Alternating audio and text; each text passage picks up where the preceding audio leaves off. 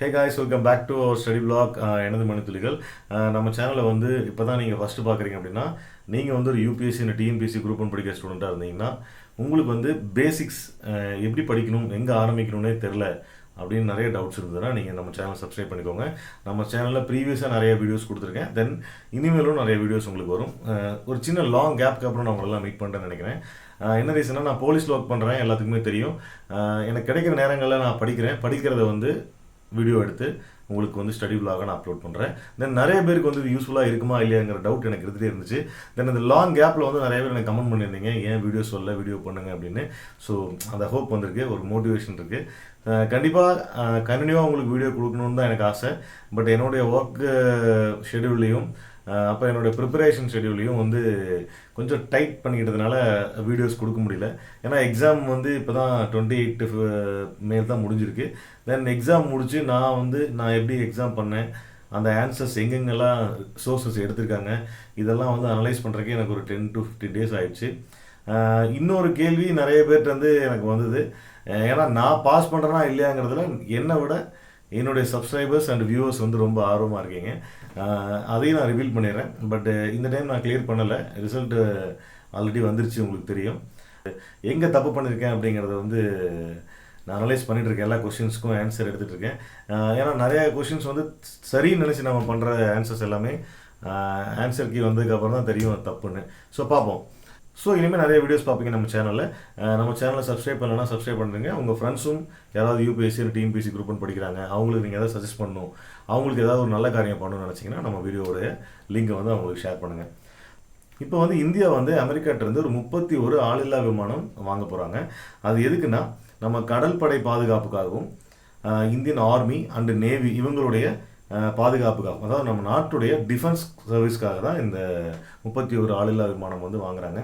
அந்த ஆளில்லா விமானத்துடைய டெக்னாலஜி என்ன, இதுக்கு முன்னாடி அந்த ஆளில்லா விமானம் நம்மளோட இந்தியாவில் பயன்படுத்தப்பட்டிருக்கா அந்த டெக்னாலஜி, இதை பற்றிலாம் நம்ம பார்க்கலாம். நான் வந்து அந்த ஹிந்து பேப்பர்லேயும் அப்புறம் நியூஸில் வந்த விஷயங்களெல்லாம் ஒரு கேதர் பண்ணி ஒரு ஹிண்ட் மாதிரி எடுத்து வச்சுருக்கேன்.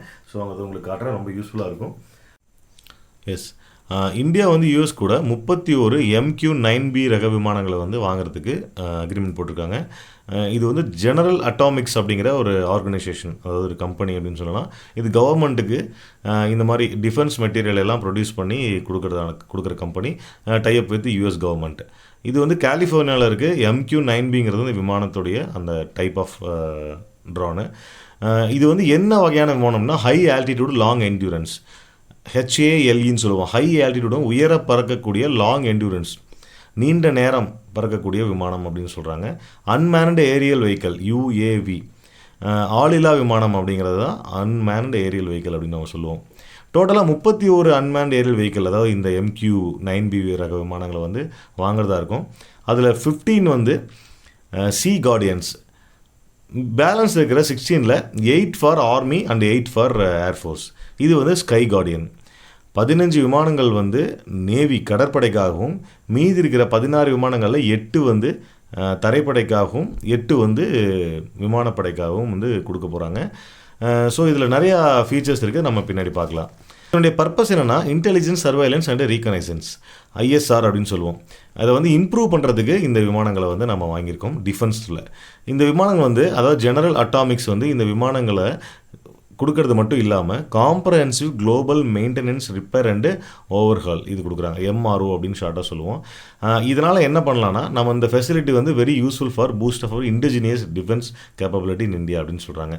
அதாவது உள்நாட்டிலேயே நம்மளுடைய டிஃபென்ஸ் கேப்பபிலிட்டியை உயர்த்துறதுக்கு இவங்க கொடுக்குற இந்த ஃபெசிலிட்டி வந்து ரொம்ப யூஸ்ஃபுல்லாக இருக்கும். அதாவது அந்த comprehensive global maintenance repair and ஓவர்ஹால்ங்கிறது அந்த மெயின்டெனன்ஸ் ரிப்பேர் மெத்தடை வந்து நமக்கு சொல்லிடுவாங்க.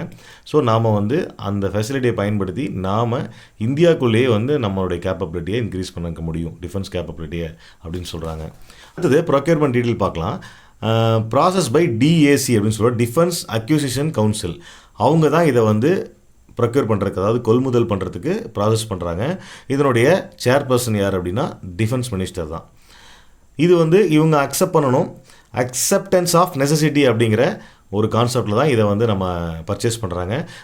த procurement will be executed FMS route of US government, அதாவது ஃபாரின் மிலிட்ரி சேல்ஸ் அப்படின்னு சொல்லக்கூடிய யூஎஸ் கவர்மெண்ட்டுடைய ரூட்டை எக்ஸிக்யூட் பண்ணி தான் இந்த ப்ரொக்யூர்மெண்ட்டை வந்து யூஎஸ் கவர்மெண்ட் நமக்கு கொடுக்குது.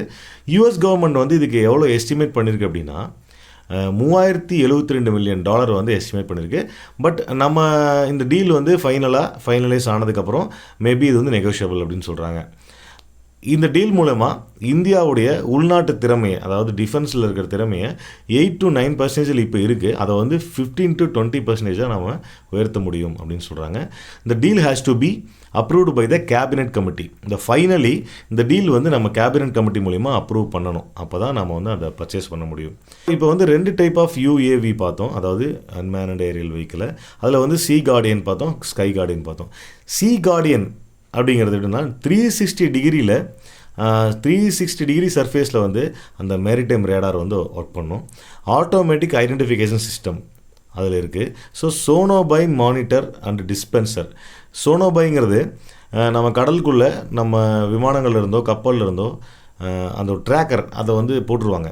அது மூலமாக என்ன நடக்குது, யார் வந்து அந்த ஏரியாவில் வந்து வாட்ச் பண்ணுறாங்க, அதர்ஸ் யாராவது, அதாவது எனிமீஸ் யாராவது அதில் நுழையிறாங்களா அப்படின்னு பார்க்குறதுக்காக சோனோபை மானிட்டர் வந்து கடலுக்குள்ளே போட்டிருப்பாங்க. அது வந்து ஒரு ஃப்ளோட்டிங் கேப்பபிலிட்டியுடைய, மிதக்கும் தன்மையுடையது. அது கூட அட்டாச் பண்ணி தான் அதில் அனுப்புவாங்க. ஸோ இந்த சி கார்டன் வந்து சோனோபை மானிட்டரையும் அதை வந்து டிஸ்பேன்ஸ் பண்ணக்கூடிய மெட்டீரியலையும் வச்சுருக்கு. சோனோபையை இதனால் டிஸ்பேன்ஸும் பண்ண முடியும், ஆல்ரெடி இருக்கிற சோனோபை வந்து மானிட்டரும் பண்ண முடியும். ஸோ இதில் வந்து 80% ஆஃப் கேப்பபிலிட்டி நம்ம வந்து சி கார்டனில் நம்ம ஆல்ரெடி நாம் இந்த ரோந்து சொல்கிறோம் இல்லையா, அந்த ரோந்து பணிகளில் பயன்படுத்தக்கூடிய 80% கேப்பபிலிட்டி வந்து இது குறைக்குது.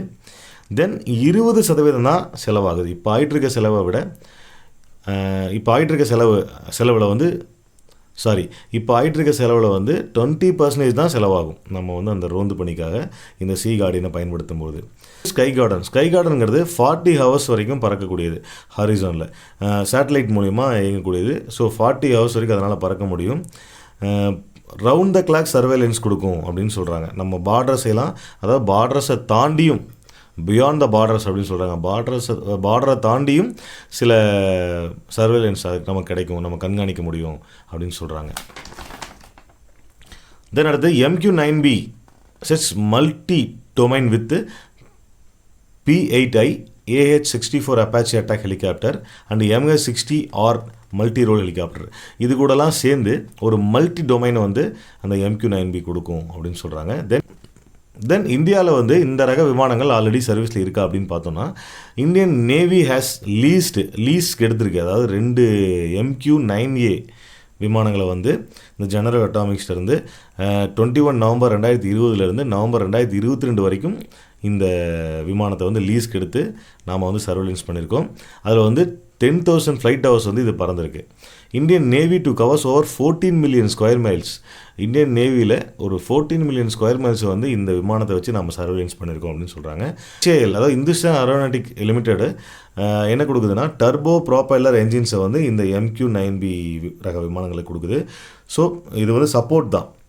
இந்தியன் மார்க்கெட்டில் வந்து இந்த ரக விமானங்களை வந்து இம்ப்ளிமெண்ட் பண்ணுறதுக்கு இந்த இந்துஸ்தான் ஏரோநாட்டிக் லிமிடெட் வந்து டைப் பண்ணியிருக்கு ஜெனரல் அட்டாமிக்ஸ் கூட.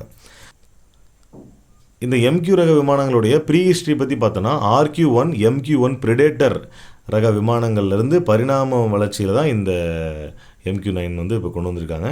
இது வந்து AGM-114 ஹெல்ஃபயர் மிசைல் வச்சு இந்த RQ-1 அண்ட் MQ-1 பிரெடேட்டர் வந்து பயன்படுத்திட்டு இருந்தாங்க. RQ-1 Predator is a first flown by US air force. இந்த RQ-1 பிரெடேட்டர் வந்து முதல்ல US ஏர்ஃபோர்ஸில் தான் வந்து பயன்படுத்தியிருக்காங்க 1995.